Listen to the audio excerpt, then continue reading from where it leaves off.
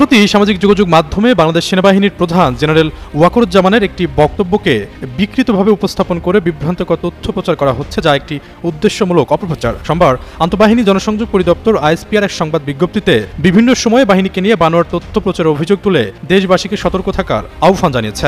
বহু বছর পর বাংলাদেশ জাতীয়তাবাদী দল বিএনপির ভারপ্রাপ্ত চেয়ারম্যান গণমাধ্যমে সাক্ষাৎকার দিয়েছেন। অতি সম্প্রতি তিনি বিবিসি বাংলার সঙ্গে অনলাইন একটা সাক্ষাৎকার দিয়েছেন। এটি প্রকাশিত হয়েছে, এর প্রথম পর্ব প্রকাশিত হয়েছে। অনেকেই বলতেন যে তারেক রহমান কেন কথা বলেন না।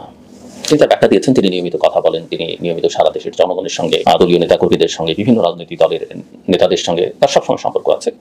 গণমাধ্যমে তিনি কথা বলেননি, যেহেতু তার কথাবার্তার উপরে শেখ হাসিনার শাসনামলে আদালত কর্তৃক একটা নিষেধাজ্ঞা দেওয়া হয়। ওনার বক্তব্য প্রচার করা যাবে না, বিবৃতি প্রচার করা যাবে না, সঙ্গতভাবেই উনি কোনো সাক্ষাৎকার দিলেও কেউ প্রচার করতে পারতেন না, এবং দু একজন ওনার বক্তব্য প্রচার করে যেটি গণমাধ্যম বিপদে পড়েছে সেটা আমরা জানি। বাট অনেকদিন পরের এই আকাঙ্ক্ষিত সাক্ষাৎকারটিতে, যেটির মাত্র প্রথমাংশ প্রকাশিত হয়েছে, আমি মনে করি যে তিনি সাক্ষাৎকারে বেশ ভালোভাবে উত্তীর্ণ হয়েছেন। যারা উপদেষ্টা হয়েছে তাদের অনেককে বিশ্বাস করাটা আমাদের অবশ্যই ভুল হয়েছিল। যে বিশ্বাসটা করেছিলাম বা তাদেরকে আস্থা রাখতেছিলাম, সেই জায়গায় আসলে আমরা প্রতারিত হয়েছে। অনেক উপদেষ্টা তাদের নিজেদের আখের গুছিয়েছে। উপদেষ্টারা অনেকেই বিভিন্ন রাজনৈতিক দলের সাথে লিয়াজু করে ফেলেছে। তারা নিজেদের সেফ এক্সিটের কথা ভাবতেছে।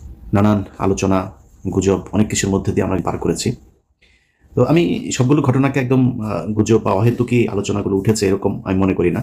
এর পেছনে নিশ্চয়ই কিছু কারণ ছিল।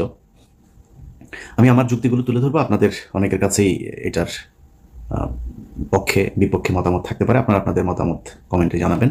বিএনপির পক্ষ থেকে বলা হচ্ছে যে একই দিনে জাতীয় নির্বাচন এবং গণভোট আয়োজন করা সম্ভব সালাদিন হবে।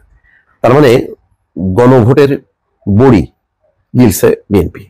এখন এইটা গিলেও কিন্তু শান্তি নেই। শান্তি নেই এই কারণে জামাত বলতেছে গণভোট আগে হইতে হবে, আর বিএনপি বলতেছে একই দিনে হবে। নতুন একটি নিউজে আপনাদের স্বাগতম। বাংলাদেশের যে প্রাক্তন প্রধানমন্ত্রী ছিলেন তারেক জিয়া কি বাংলাদেশে পুনরায় ভোট করার জন্য তিনি কি এখনো উপযোগী আছেন? বাংলাদেশে এখনো কেন আসতে পারছেন না? তিনি কবে আসবে এবং কতদিন পরে আসতে চলেছে বাংলাদেশের, এবং রাজনীতিতে কি নতুন কোনো মোড় এসেছে সেটি জানাতে চলেছে আপনাদেরকে আজকের এই ভিডিওটিতে। তাই যারা ভিডিওটি অন করেছেন তাদেরকে বলবো সম্পূর্ণ নিউজটি মনোযোগ সহকারে দেখার অনুরোধ রইল। তাহলে চলুন কথা না বাড়িয়ে ধারাবাহিকভাবে সম্পূর্ণ ভিডিওটি দেখে আসা যাক।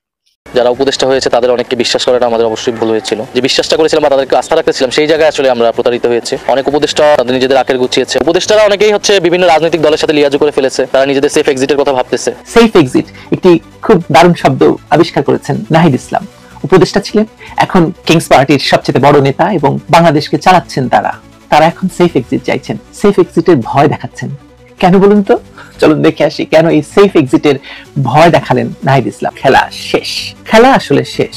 তারা জানে ক্ষমতা চিরস্থায়ী নয়, আর বিচার একদিন ফিরেই আসে, বিচার হয়। এখন যারা মঞ্চের আলোয় দাঁড়িয়ে সংস্কারের কথা বলছেন, তারাও ভেতরে ভেতরে বুঝে ফেলেছেন একটা ঝড় আসছে। ১/১১ কথা স্মরণ করি।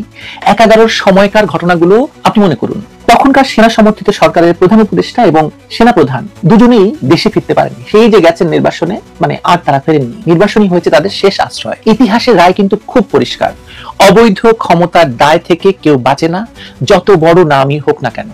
তাদের পেছনে বিদেশিরা ছিল। আপনারা জানেন কিনা জানি না, তখন যুক্তরাজ্যের হাই কমিশনার ছিলেন একজন বাঙালি, আনোয়ার চৌধুরী, এবং জাতিসংঘের যিনি রেসিডেন্ট ছিলেন বাংলাদেশে, রেনেটা, তারা দুজন সেনা সদরে এত বেশি যাতায়াত করেছিলেন যে বলা হয় যে ৪২ বার তারা সই করেছিলেন সেনা সদরে যাতায়াতের। এবং একই ঘটনা ঘটছে এখনো। আপনি খেয়াল করে দেখুন যে জাতিসংঘের যিনি এখনকার প্রেসিডেন্ট আছেন, তিনিও রাজনৈতিক দলগুলোর সাথে যোগাযোগ করছেন, রাজনৈতিক দলগুলোর সঙ্গে বৈঠক করছেন, এবং সেই সময় রেনেটার গাড়ির পেছনে পাওয়া গিয়েছিল কোটি কোটি টাকা, কিন্তু সেটি আলোচনায় আসেনি তেমন ভাবে। এখনো তাই হচ্ছে। এখনো বাংলাদেশে নিযুক্ত জাতিসংঘের রেসিডেন্ট বলে দিচ্ছেন যে কে সরকার গঠন করবে পরবর্তীতে, এবং তিনি পররাষ্ট্রমন্ত্রীও নির্ধারণ করে দিচ্ছেন। ভালো না? আজকের উপদেষ্টারাও ঠিক একই জায়গায় এসে দাঁড়িয়েছেন, সেই ১/১১ সরকারের মতো। তারা জানেন যদি কোনো নির্বাচিত সরকার ফিরে আসে, তাহলে রাষ্ট্র দখল, ক্ষমতার অপব্যবহার, এমনকি সহিংসতার দায়ে তাদের বিরুদ্ধে মামলা তো হবেই, বিচারও হবে। প্রশ্নটা এখন শুধু সময়ের, কে আগে পালাবে আর কে পরে পালাবে, কে কাকে সেফ এক্সিট দেবে। নোবেল বিজয়ী ডক্টর ইউনূস কি বিদেশে গিয়ে রাজনৈতিক আশ্রয় চাইবেন? সেনাপ্রধান ওয়াকারুজ্জামান, আইন উপদেষ্টা আসিফ নজরুল, মানবাধিকার কর্মী আদিলুর রহমান শুভ্র, এদের কেউই সহজে রেহাই পাবেন না। কারণ অভিযোগ শুধু ক্ষমতা দখলের নয়, রাষ্ট্রযন্ত্র ব্যবহার করে ভয়ঙ্কর অন্যায়েরও। এই জায়গায় এসে নাহিদ ইসলামরা আসলে ভয় পেয়ে গেছেন। ভয় এমন যে তার নিজ দলের উপদেষ্টারাই হয়তো একসময় পালিয়ে যাবেন আর তাদের ফেলে রেখে নিজেরা সেফ এক্সিট নেবেন। নাহিদের ভিতরে এই ভয়টা ধরে গেছে যে তারা যদি পালিয়ে যায় তাদের কি হবে। যে উপদেষ্টাদের কথা বলছেন যে তারা যারা সেফ এক্সিট করছেন তাদের কথা কেন আসলো? নাহিদ নিশ্চয়ই ভয় পাচ্ছেন যে তাদেরকে ফেলে, নাহিদ ইসলাম, সার্জিস, হাসনাত এদেরকে ফেলে এই উপদেষ্টা সেফ এক্সিট নিয়ে পালিয়ে যাবেন। তাই নাহিদ ইসলাম এখন মুখ খুলেছেন। তিনি বলছেন অনেক উপদেষ্টা নিজেদের আখের গুছিয়ে নিয়েছেন। এই কথাটা কি শুধু হতাশা? আত্মরক্ষার আওয়াজ। তিনি নিজেও জানেন যে পালানোর সুযোগ সবার জন্য থাকবে না। বস্তুত এখন যারা উপদেষ্টা বা ক্ষমতার কাছাকাছি তারা কেউই পরিষ্কার অবস্থানে নেই।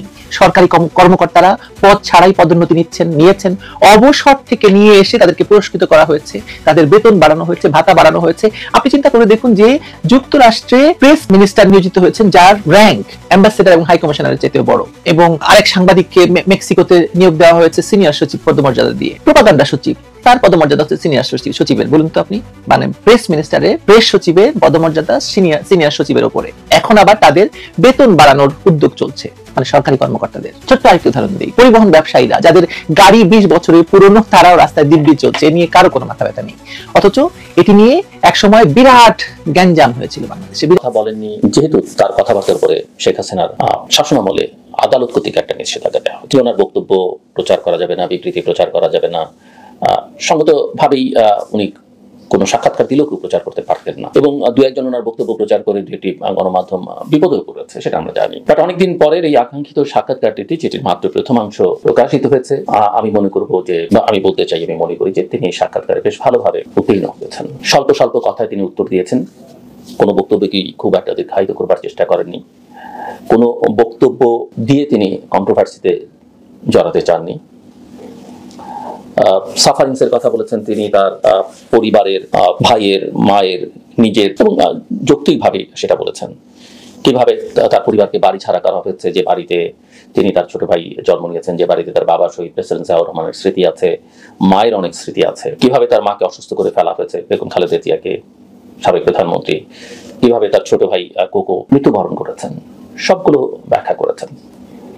এবং গোটা দেশের মানুষ যে ভয়ানক পরিস্থিতির মধ্যে কাটিয়েছে সেটা তিনি বর্ণনা করেছেন, এবং সেটা করতে গিয়ে বলেছেন তিনি প্রতিটি ঘটনা, প্রতিটি অপরাধের শাস্তি চান। সাক্ষাৎকার যারা নিয়েছেন যে দুজন, তারা তাকে বারবার প্রশ্ন করছিলেন যে আওয়ামী লীগের রাজনীতির কি হবে, আওয়ামী লীগের রাজনীতি করতে পারবে কিনা। আমি মনে করি যে মিস্টার রহমান অনেক অত্যন্ত স্মার্ট ভাবে তার জবাব দিয়েছেন, এবং সুকৌশলে, অত্যন্ত ডিপ্লোম্যাটিক হয়ে তিনি উত্তর দিয়েছেন যে সিদ্ধান্তটা আসলে জনগণ নেবে। এবং আমি বিশ্বাস করি যে তিনি জানেন, এবং আমরা সবাই জানি, জনগণ সিদ্ধান্ত নিতে পারে একমাত্র নির্বাচনের মধ্য দিয়ে। আরেকটা হচ্ছে অভ্যুত্থানের মধ্য দিয়ে তো তাকে এক দফা প্রত্যাখ্যান করা হয়েছে, কিন্তু সেটা একটা অনানুষ্ঠানিক বিষয়, আনুষ্ঠানিকভাবে জনগণ পারে ভোটের মাধ্যমে প্রত্যাখ্যান করতে। দ্বিতীয়ত তিনি বলেছেন আইনি প্রক্রিয়ায় আওয়ামী লীগের বিরুদ্ধে যদি আদালত সিদ্ধান্ত নেয়, আইন সিদ্ধান্ত নেয় যে সে রাজনীতি করতে পারবে না, নির্বাচন করতে পারবে না, সেখানে তো তার আসলে কিছু বলবার নেই।